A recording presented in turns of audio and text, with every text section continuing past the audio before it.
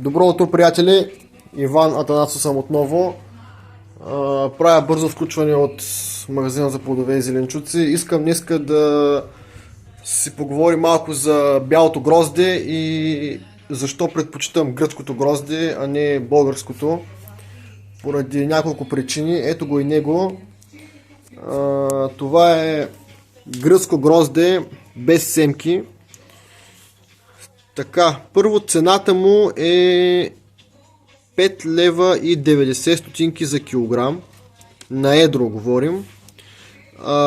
На българското цената е 3,60, което означава почти с 1,52 лева по-скъпо е, но както виждате качеството наистина е различно. Не знам по принцип как го правят гърците, но правят уникално грозде.